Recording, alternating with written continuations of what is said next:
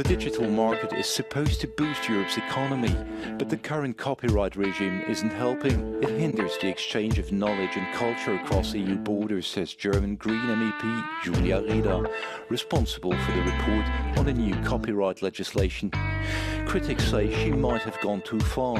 Supporters instead, it's time to reconsider all contracts in a digital world. Time to shed new light on the debate with Julia Reda herself.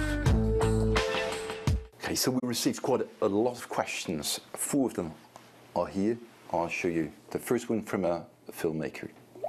How do you propose that directors across Europe are going to be fairly paid for the work that we do when you are proposing to give more of it away for free?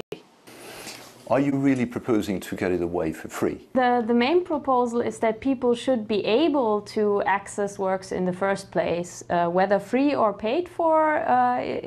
They should have the same rights all across Europe. So, for example, quite a lot of people by now have gotten used to, for example, getting a subscription for a streaming service, but quite often the offer that they want is not actually available in their country. My proposal is really about more European common rules. That would mean that people who want to pay for a particular service actually have a chance to do so. But of course he's absolutely right that this doesn't automatically mean that directors get a fair share of this pay. So I think it's not enough to just have the same legal offers in all of Europe. We also need to make sure that the money that is being raised this way is actually fairly shared. But this means the money shared this way means you will have no other possibility to receive the money. I mean, this will become the normal market for documentary films, for other films. I don't think so. I think the creative markets are incredibly diverse and innovative. But of course, at the same time, there will always be the more traditional way of finding investors and then selling the rights to a particular film.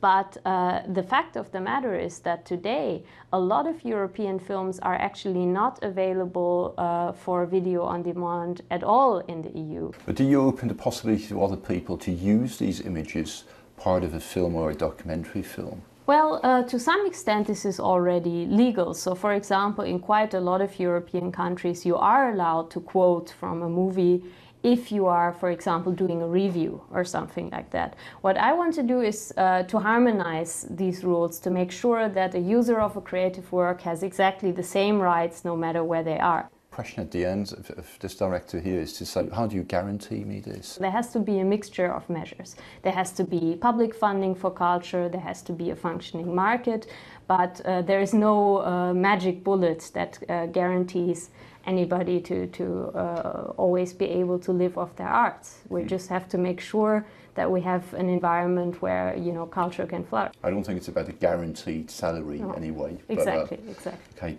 let's go over to, well, the next thought. I don't publish e-books in Estonia simply because of the 20% of VAT due to EU laws. I would rather disseminate my works for free than to contribute to this taxing scam. In Estonia, the author gets less than the government from taxes, so how this unfair law can be changed? There are 1 million Estonian speakers in the world. We should digitalize our literary inheritance and make it available and free. The problem here is funding and copyright laws. Can you comment on these issues? Okay, well, two different questions really. I think on the VAT, what we should recognize on a European level that a book is a book no matter whether it's published in a physical form or as an e-book. The other question I think about digitizing cultural heritage is extremely important, and quite often it's a question of how complicated the law makes things in practice. So, for example, with a lot of works that the libraries have, the copyright has not yet expired because it's 70 years after the death of the author, but the publishing house that published the book has gone out of business.